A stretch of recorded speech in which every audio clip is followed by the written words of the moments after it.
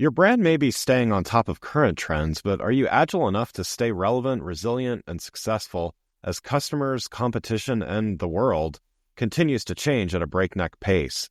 I'm thrilled to share the newly revised version of my first book, The Agile Brand.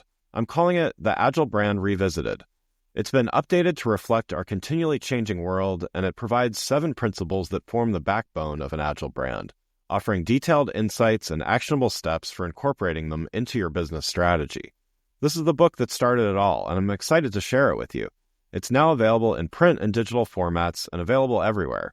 Learn more by going to the Agile Brand Guide website at www.agilebrandguide.com. Welcome to Season 5 of The Agile Brand with Greg Kihlstrom, where we talk with enterprise and technology platform leaders about the people, processes, and platforms that make marketing and customer experience successful, scalable, and sustainable. This is what creates an agile brand. I'm your host, Greg Kihlstrom, advisor and consultant for Fortune 1000 marketing and CX leaders and teams as principal and chief strategist at GK5A, and best-selling author, keynote speaker, entrepreneur, and agile certified coach.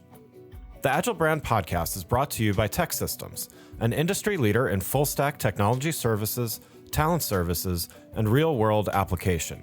For more information, go to teksystems.com.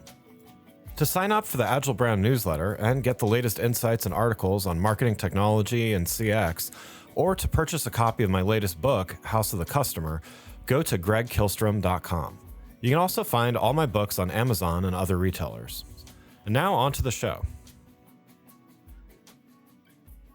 Welcome to a special episode of the show brought to you in partnership with Arlington Economic Development, where we discuss issues related to the workforce, the role of place in the future of work, and the role of the creative sector in a larger business context. We call this return on creativity. Today, we're going to talk about the partnership between businesses and their location and the benefits of partnership. To help me discuss this topic, I'd like to welcome Michael Steifvater, Acting Director, Business Investment at Arlington Economic Development. Michael, welcome to the show. Thanks, Greg. Thanks for having me today. Excited to be here. Yeah, looking forward to talking about this with you. So why don't we get started by you giving a little background on yourself as well as what you're currently doing at Arlington Economic Development. Sure. So I've been with Arlington Economic Development for going on 6 years this August. I started out working on a commercial real estate development group focusing on the retail sector here in Arlington, helping to do market studies and looking at development plans along one of our upcoming transportation corridors along the Columbia Pike corridor. So working on that project for about 2 years, I've since transitioned to our business investment group, out to a team of about 10 folks. Our primary role is to represent the county in dealings with large corporations and entrepreneurs that are looking at office space in the county. Really, our mission is to drive the economy here and to help generate tax revenue via commercial real estate, as well as taxes on gross receipts. The combination there is, it allows the county to support different things in the community, from parks to schools and a lot of other great amenities that make Arlington one of the top 5 places to live based on which metrics you're looking at. So really, our team and our job here at the Business Investment Group, which I now am in the acting director role as of about a year, our role really is to engage companies and decision makers from outside the market who may want to look at Arlington as a great place to open a new office or to move their headquarters to. Our team has worked on deals that range from the biggest economic development projects that you'd see in the country, like Amazon HQ2, which just opened the first phase of their project here last week officially, down to 1 or 2 person locations who are looking to maybe be in a co-working space and kind of have their first presence perhaps in the United States if you're in Europe, or a startup entrepreneur from a home-based business looking to transition to their first space. So really, it runs the gamut from the smallest companies to the largest companies. And we work closely with both of them when they decide to either locate in Arlington or to grow here. Great. So let's start by talking about the importance of recognizing local businesses' contributions to the economy and the community landscapes in which they reside. Here in Arlington County, last month, May, was Business Appreciation Month, which gives Arlington Economic Development a chance to do just that.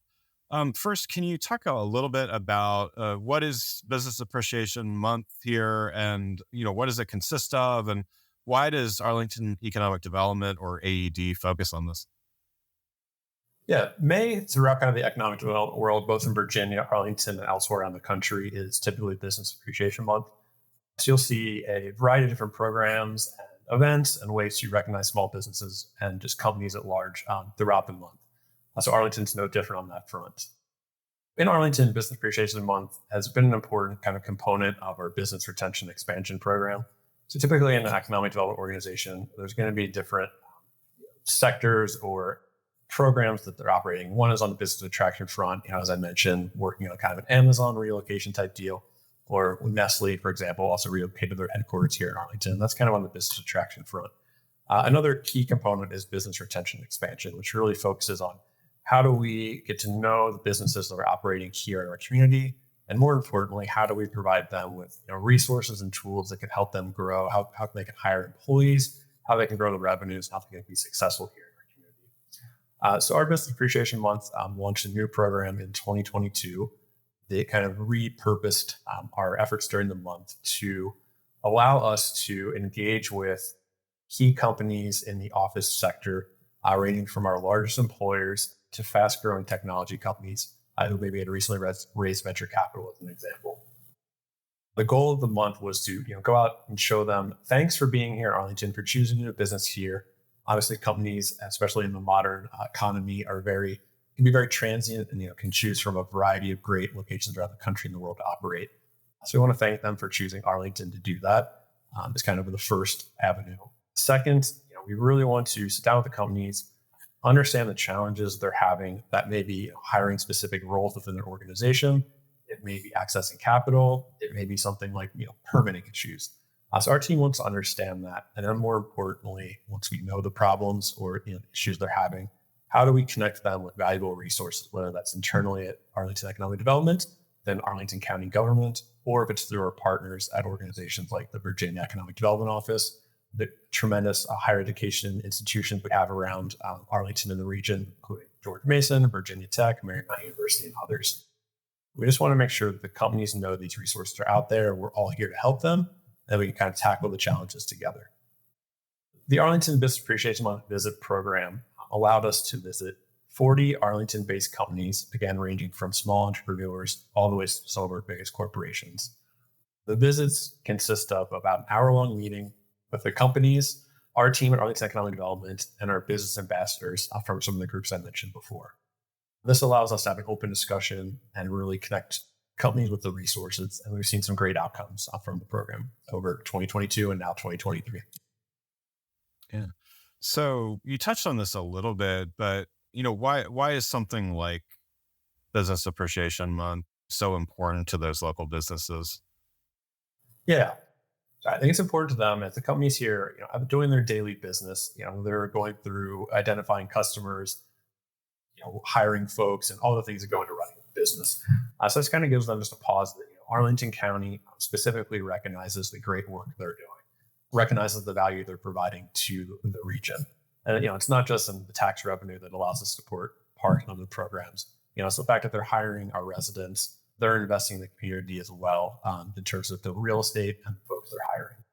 It's really just the first is let's say thanks for being here. I think companies do appreciate hearing from us and hearing from our elected leaders that they mean a lot to the community.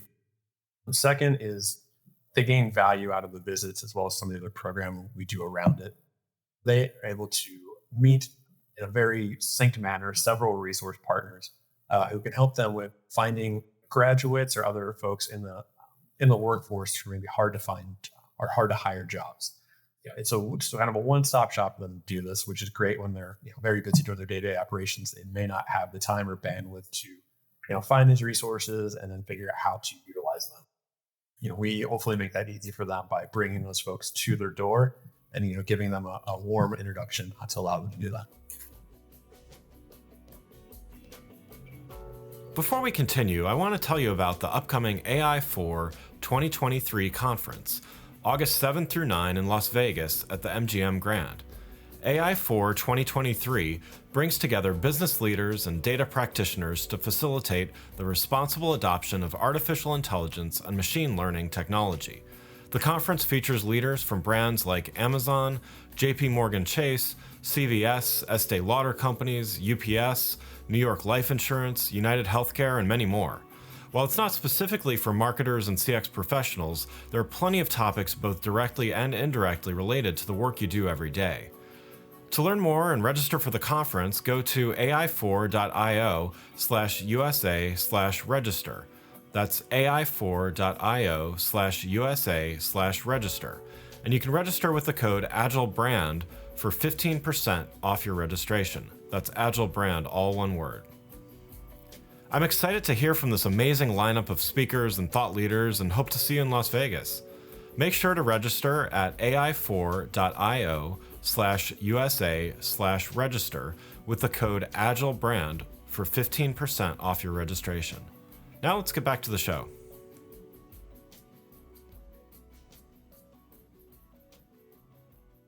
And so certainly that the month of May, Business Appreciation Month, offers a lot of opportunities as you described. Beyond that, what are some of the things that AED offers companies that are located in the county? Yeah, AED offers a lot of different services. It's not just through my team on the business investment group. I also certainly want to shout out our Biz Launch team, which is our small business entrepreneur network. We have 4 staff members on that team, and they do a tremendous amount of work, really working with the earliest residents or other folks who are at the earliest stage of forming a business. They provide a lot of great guidance on how you can just the very basics of coming up with an idea for a business, making sure it's viable, making sure there's a customer base to allow you to have a successful business. They'll work with you through getting your legal documents in order, making sure you have the proper permits, the tax filings at the state and local levels, all the way through kind of helping you market your business and landing those initial customers. So that team does a tremendous amount of work, both on one-on-one counseling, as well as different events they do throughout the year.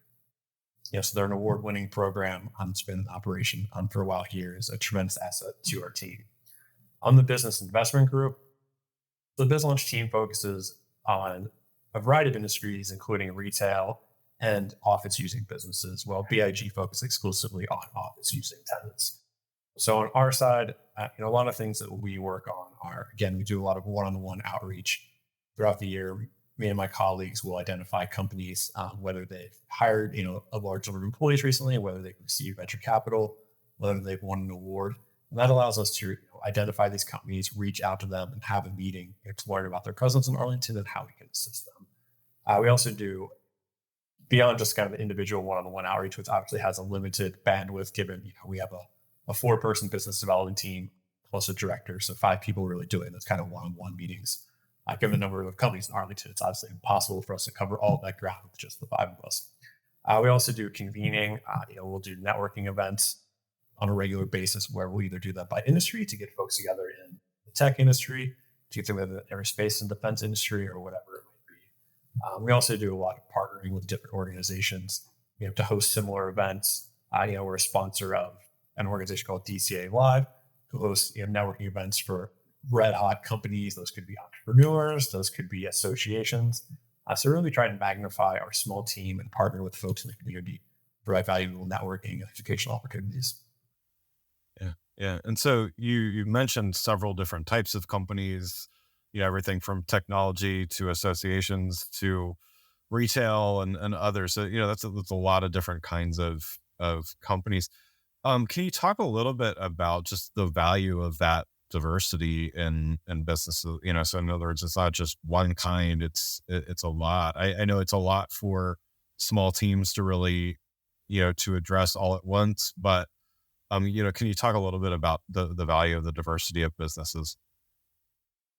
Yeah, Arlington County's, in terms of the diversity of the type of business, Arlington has really been a model nationally for growth. The metro corridors here were designed several decades ago to go underground, and that really allowed Arlington to develop naturally along the metro lines, which has created a very robust urban environment. During the pandemic, I think the fruits of this were born in kind of the diversity of the retail on the ground floor, the office on the upper levels, and the other businesses throughout the county. During the pandemic, I think some other downtown districts really struggled with the dearth of residents being located in those areas. And you'd see a lot of the retail shops struggle about the daytime traffic. From what we heard from companies and real estate brokers who had toured the area during the pandemic is that Arlington showed either the best in the region or usually kind of the best neighborhoods in the region throughout the pandemic. Due to that diversity of businesses in one location, it really allowed the retail to thrive with the residential density nearby, as well as now the corporations are starting to come back into the office somewhat. You're seeing a lot of great foot traffic in these neighborhoods. That's really that strong mix is kind of a core identity of Arlington, really makes us a thriving community. Yeah. Yeah. And so you touched on this as well, but, as we continue to move away from pandemic times and, all of the changes that brought and some things are returning and as some things are changed and maybe forever changed. But what do you see that businesses are wanting more from an organization like Arlington Economic Development? Yeah, it certainly depends on, I guess, which industry you're in. It's probably what service, but I think, and to focus on one to hopefully make it a little easier to digest. A big initiative for us coming kind of the post Amazon world was how do we build a true tech ecosystem in Arlington, in Northern Virginia, and we're certainly working with other partners, but within Arlington, a core focus for us kind of in the next year or two is what can we substantially do to build an innovation economy that'll support entrepreneurs. And we'll see a lot more startup growth kind of following Amazon being here. Kind of on the large corporate side, what else can we do to see smaller tech companies starting in Arlington and thriving? Yeah. So what we're hearing from those communities are they want more networking opportunities. The pandemic kind of killed off a few of the recurring events that were going on. So certainly there's opportunities for founders to talk to each other and learn from each other about the trials and tribulations of opening a tech startup. I know I was in the event last week, and one founder at the event met a few folks, and he was thrilled to finally have a chance to connect with folks like himself. So we're looking at how can we support more organizations to do events like that. So Arlington Economic Development, in terms of really helping the tech ecosystem and helping the entrepreneurs, we're looking at partnering with organizations, both ones that exist locally that we can help expand some of their services. We're also looking at bringing in groups that do not already operate in the DC region as net new providers to entrepreneurs and founders. Really, the goal here is to help connect them with venture capital as they need to raise money to get off the ground. We're also looking to connect them in different convening opportunities to allow them to exchange ideas, learn from each other, and be prepared. Yeah, yeah. Michael, thanks for joining the show. One last question for you. Just overall, you touched on a lot of things here, and so it may even be something you've already mentioned, but what should businesses really be looking for when they're looking for a place to locate their business? Yeah, it's a very good question, and one we certainly are ready to answer. I think the main things you'll hear from companies as well as the site selectors and the brokers that represent them. The number one thing kind of remains talent and access to talent. That really drives the ability of a company to be successful, right? It's hiring the right person, especially if you're a young company. Its first few hires are key to your long-term success. So you need to find the right people. I think Arlington, Northern Virginia, DC region do extremely well in those areas. Arlington County is the most educated county in the country in terms of folks with bachelor's degrees and master's degrees. So I think going into the pandemic, access to talent was the number one issue, and that still remains it to this day. I think other items that kind of go along with that are quality of life, right? Your employees are going to want to live in a vibrant area that offers amenities, whether that's restaurants, outdoor activities, as well as, of course, a great school system for children of the employees. So I think, again, Arlington, Northern Virginia really thrive in those areas, being a tremendous place to access diverse dining from around the world in terms of cuisines, tremendous outdoor activities, whether it's kayaking on the Potomac near the monuments or going out to Shenandoah and having some world-class hiking. And of course, on the school systems throughout Northern Virginia, these are some of the top tier school systems in the country. So really, it's kind of that well-rounded amount of assets. It's a great reason to be in Arlington. And also say on the Virginia side, I guess there are companies, of course, are considering is kind of the financial burden of locating in a community and state. Virginia is viewed very well by publications as one of the most business-friendly states in the country. Most recently, we were ranked third in the country for business friendliness.